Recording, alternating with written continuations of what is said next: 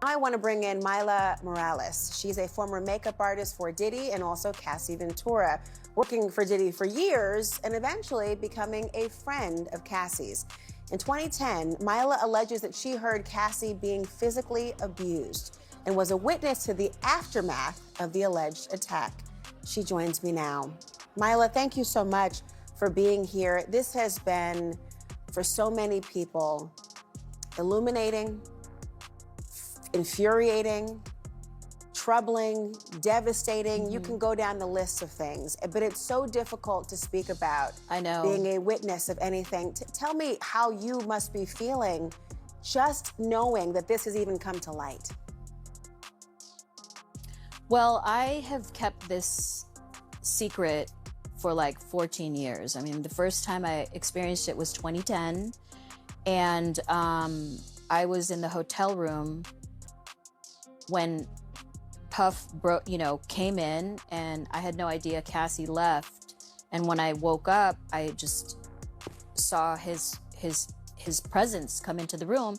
They went into the bedroom and shut the door, and all I could hear is screaming and yelling and whatever was going on in there, I don't know. But all I could think of was to grab Cassie's things and start packing it up and just getting her out to safety and bringing her to my house. So that's kind of like what transpired from that night. And once she came out of the room, she was badly, beaten. Oh my God, what did her physical appearance look like? I mean, it was knots on her head, black eye, busted lip, but a lot of knots all over her head. Did she go to the police at that point or anything? No, we didn't know what to do at that point because, Puffy is a very powerful person and we were quite terrified. So I just, brought her to my house, and my friend, who is a doctor, I called her, and thank God she was in town because we didn't know what to do. And she treated her for, just to make sure she didn't have a concussion or anything like that. But it was really it was painful to see Cassie like that because she's such a beautiful human being, and for a man to just hurt any sort of woman or child or animal, it doesn't matter. But Cass is a good friend of mine, and I just felt, so I just didn't know what to do. I felt like I don't even know how to describe how I felt that night. Did she describe how she was feeling about having that happen? Did you get a sense that this was the first time? It didn't feel like it, because it wasn't. It was almost like, I feel like she might have been embarrassed that happened in front of me.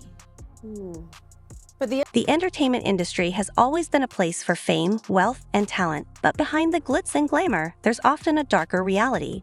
Recent allegations against scene Diddy Combs have raised serious concerns about power and exploitation in the industry. One of the most shocking accounts comes from the iconic R&B singer Mary J. Blige, who has bravely shared her experiences with Diddy, revealing the disturbing actions he allegedly made her go through during her time in music. That you're talking about even predates what we saw in this horrific video from a hotel floor. When that video came out, what did it feel like knowing that had now been public? No, I was devastated when I saw that video because it was like I witnessed what could have happened in that room and more, So that was a hallway incident. Who knows what happened, in that room when I was outside of there. And I was devastated. Actually, I've been devastated since the court cases came out and how, he mistreated Cassie. He has settled the suit involving her specifically, but there are others, and there are sources that are telling CNN that the majority of the people currently suing Diddy are actually speaking to federal investigators, which indicates the Justice Department might be moving close to an indictment. So do you think that Cassie would testify against him if federal investigators asked her to or compelled her to? I'm really not sure. Like I said, I can't speak for Cass, but I hope she does. I hope she does, because she's the only one that would know all the information that's gone on over the years. So, Mila, why do you think? I mean, we've heard certainly, you know, a lot of people in the industry condemn Diddy for what they saw on that video, but it hasn't been a universal outcry within the industry specifically. Why do you think that is? Because it's a very small industry, and that we all know each other, and I feel like people are afraid to like speak up about it. And the only reason why I am is because I'm a friend of Cass's, and I really care about her very much so. And I'm outraged and very, very like heartbroken about like how he's been treating her. It just it breaks my heart, and I just can't imagine like a man treating a woman that way. And not just a woman, but a friend of mine that I've known since she was a teenager. So, you know, I've known Cassie before all of this. So it disgusts me. I can only imagine, of all the women that you have worked with and people who are eager to be in the industry, what they are exposed to, how they could be exploited and abused in a variety of ways. And that's why the idea that not hearing so many more people speak up is very frustrating and hurtful for so many people. It is frustrating and hurtful, even for me, because I know what goes on behind the scenes, and I just can't imagine why nobody's speaking up. I mean, everyone's just hush hush and quiet. I don't know, maybe they're scared. I mean, we've all been scared, so, you know. I hope this is a turning point, Mila Morales. I think so. I really hope it is. Thank you so much for joining me I hope tonight. so. Thank you so much, Laura, for having me. Mary J. Blige, who has always been honest about her battles with addiction, personal struggles, and overcoming hardship through her music, is now opening up about the troubling side of her early career. Diddy, a major figure in the entertainment world, has played a key role in shaping many artists' careers. However, recent stories suggest a troubling pattern of manipulation, pressure, and abuse, especially involving young female artists. The book details some very disturbing incidents of physical abuse that Sean Diddy Combs inflicted on his former partner, Kim Potter. In addition to his former partner's February revelations, a man named Rodney Little Rod Jones alleges in a federal suit that Sean Combs and his associates engaged in serious illegal activities. Jones had worked as a producer on Sean Combs' latest album, but also lived and traveled with him from September 2022 to November 2023. He alleges that during that time, he was sexually harassed by Sean Combs, pressured to engage in sexual acts, forced to procure sex workers for Diddy, and then he also claims that he witnessed Combs giving drinks laced with drugs to young people at a few parties. The suit further claims that Combs required Jones to quote-unquote record him constantly, which resulted in Jones obtaining hours of footage in which Sean Combs and his staff allegedly engaged in these criminal acts. Screenshots of these video clips were included in the civil suit, described as being from parties in which underage children and girls and sex workers were allegedly present. Jones also alleges that Sean Combs was attempting to groom him into having a sexual relationship with him. The lawsuit further claims that Sean Combs sexually harassed and assaulted Jones while he lived with Combs at their home in Florida, Los Angeles, and New York, as well as on a yacht that Combs had rented in the U.S. Virgin Islands. Well, following these shocking and grave allegations, several celebrities have now started distancing themselves from the powerful music mogul and deleting all the social media posts amid Diddy's arrest. Megan Fox, in fact, has deleted all her posts on Instagram and has wiped her X, formerly Twitter account, leaving fans speculating that it just might be connected to the recent arrest of Sean Diddy Combs. In fact, Usher, who had lived with Diddy as a teenager, had recently deleted his posts on X because in a resurfaced interview from the Howard Stern show, Usher had then described witnessing quote-unquote very curious things while he was living with Diddy. He said, and I quote, that I got a chance to see some things. I don't know if I could indulge and even understand what I was looking at. Usher further relieved during the interview that he was privy to a lot of things that he felt uncomfortable with. The sudden deletion of all of these social media posts have now fueled fan speculation online. Given the seriousness of the allegations, Sean Combs' legal battle is far from over, with the singer not coming home anytime soon. Diddy's act bad charge has now landed him in serious trouble. Combs, who remains in federal custody after being denied bail, has been accused of attempting to cover up the evidence of these alleged abuses. According to Blige, Diddy would often put her in situations where she felt trapped, using her ambition and desire for success in the music industry against her. She says he made it clear that if she didn't meet his demands, her career could come to a sudden end. Unfortunately, Blige's story isn't the only one. Many other women who were part of Diddy's empire have also shared similar accounts of sexual abuse, emotional trauma, and exploitation. Tell me about that run-in that you and Suge had with Diddy in New York. Yeah, at the tunnel. I think it was at the tunnel. I keep trying to think of the name of that club, but that was after the Source Awards. After, if I can recall, I think after we were at the Source Awards, we went to the after party, and I think it was a tunnel, and we was in that partying, and Suge somehow we went behind this, whether it was the back, like coming to the back of the stage. I just know there was like more like a VIP area. Nobody was in that area, but myself, Suge, Puffy, and Puffy's security guard. And, you know, they exchanged some words, but as I said before, it wasn't anything like where Puffy was like acting saucy or anything like that. Suge kind of had his hand on his shoulder, and I stepped in between them. And, you know, when it looked like he was going to say something, I kind of pushed him, you know, a little in between from Suge and between Puffy and myself. I got in between them, and it was myself, Suge, and Puffy security. Was it about to go bad? Nah, man, I mean, I think I was reacting because, you know what I mean? Like, you know, I'm with Suge and I'm his son, and don't talk to my daddy like that, so to say. But I never felt, you know, in New York, I never felt in danger or felt that we had anything to worry about. Never.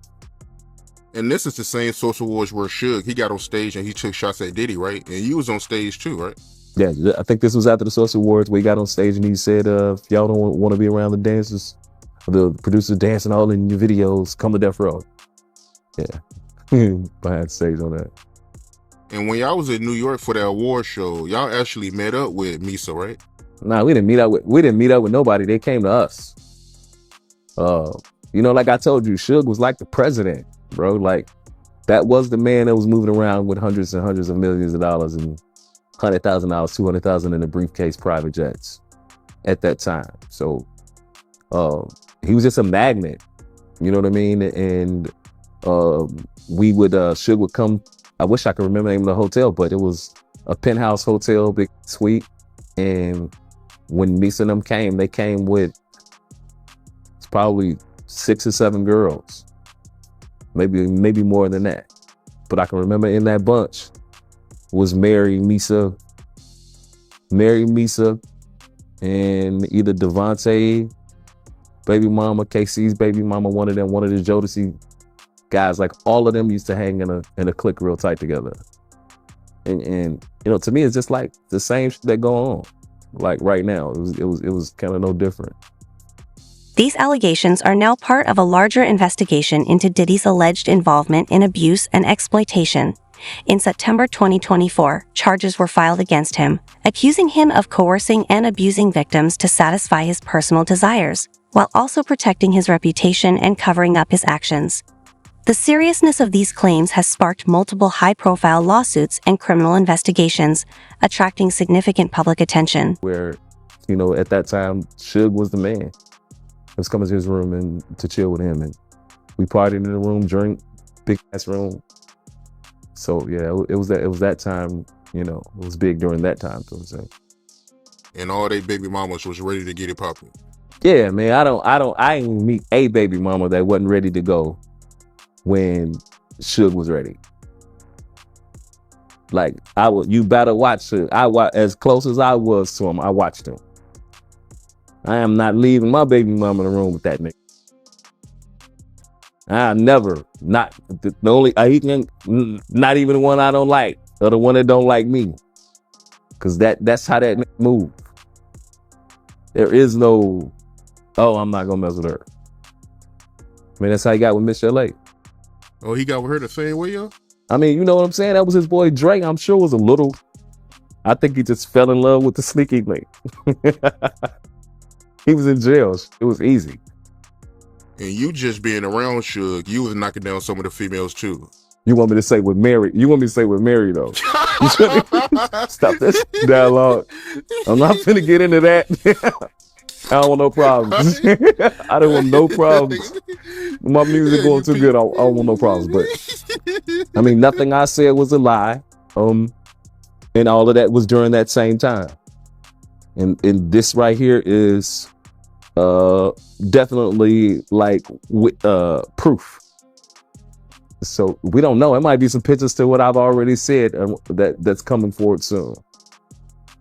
Where all those people was at the table, because I remember a photographer being there as well. I just don't know. You don't know what Suge have and what he don't have. Oh man, if that picture of you and Mary J come out, just y'all just being in the same space. Yeah, I mean, what do you think that's worth? I get that picture coming back. No, I'm just kidding. Yeah, no problems though. You know, even when I said it and I'll say it again, you know, I kind of said it because I caught a lot of flack. The way that I said it and some of the graphical things that I shared, you know, being funny. But as I said before, no disrespect. Mary's a legend. It was nothing to take nothing from it. And then like even people have been reposting the stuff, and I've been getting inboxes like, Mary raped you, you should sue her, and da-da-da-da-da-da-da. I didn't say any of those things. When I mentioned those things, that wasn't even what that story was about. I was just kind of like talking out my ass, telling the truth. When I say talking out my ass, because I know y'all be checking everything. Everything that I said was factual, but I think everything is about being respectful, and you know, I said some in a disrespectful way, but y'all get the gist of it. And if you didn't, go get my book, Stranded on Death Row.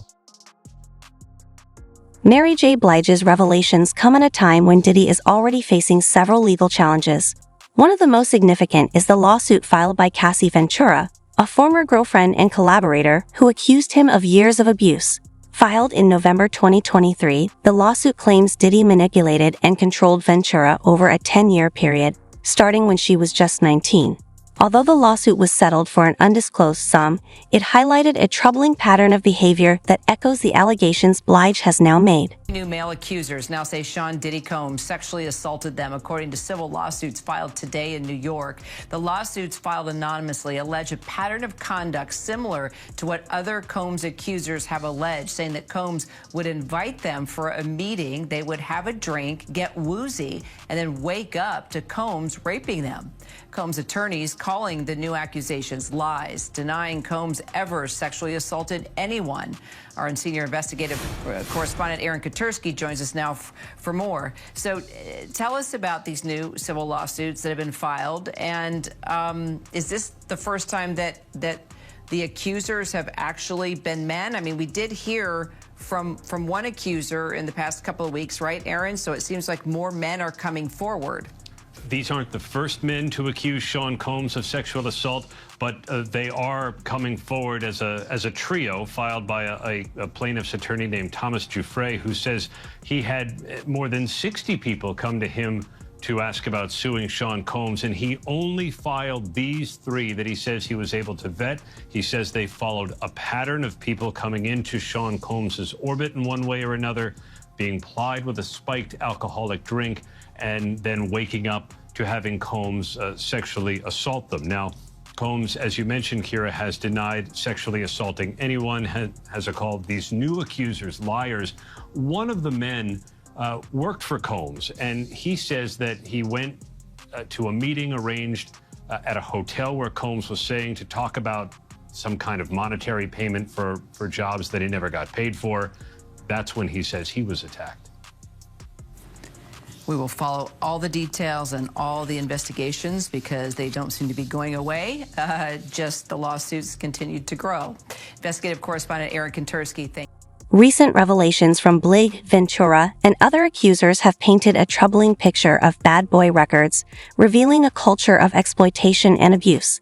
Several women have come forward with serious allegations. Joy Dickerson, for example, claims she was abused and forced to use drugs during the early 1990s while working on a music video with Diddy. In another disturbing case, an unnamed woman accuses Diddy and his associates of assaulting her when she was just 17 years old.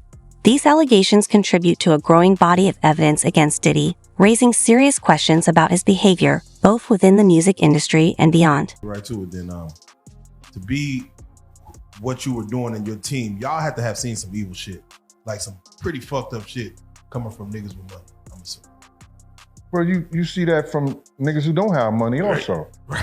You know what I'm saying? So you see a lot of shit. It is what it is. So, I have to ask you then, because sometimes when you see like, let's say a Puff, you might have a manager who might be an enabler, like to help him get to her, like an R. Kelly or whoever. And you have their bodyguards or security unit who might allow some things to take place. Might see it and just, hey, we're gonna just allow it because, hey, it's the essence. What was your mentality when it comes to the enablers or the people that allow, or just what, how did you approach a situation that you're like, I don't know about that? I don't know what you mean by that question. That was such a broad and asinine ass question that it's hard to answer something like that. Let me be more direct. Be direct, bro. Let me be more direct. Yeah. Were you an enabler, or did you allow or see stuff that you're like, man, I ain't gonna jump in that? Bro, go ahead. Criminals do crimes with criminals. I've never been a criminal. You understand what I'm saying? Gotcha. So now, if you're looking to answer something about Puff, Puff ain't the Puff. Puff had different phases of his life that y'all don't understand. And let's get down to the nitty gritty of it. You understand? First you got Puff Daddy, who had Daddy's house and the parties and things like that. Then you had Puff. You understand? Then you had Diddy. Then you had Brother Love, and then Love. I had Puff around the stage when he was Puff Daddy and Puff and some of Diddy. Not the new Diddy that they gave the Diddler and everything like that. So he ain't the guy, he wasn't the guy that y'all see now back then when he was in Harlem. You understand? He was the guy that our crew chased down the street because he was trying to be a part of it, and he ran. You understand? We brought him back, beat the shit out of him, hit him in the head with cake spoon, with champagne and all the other shit like that.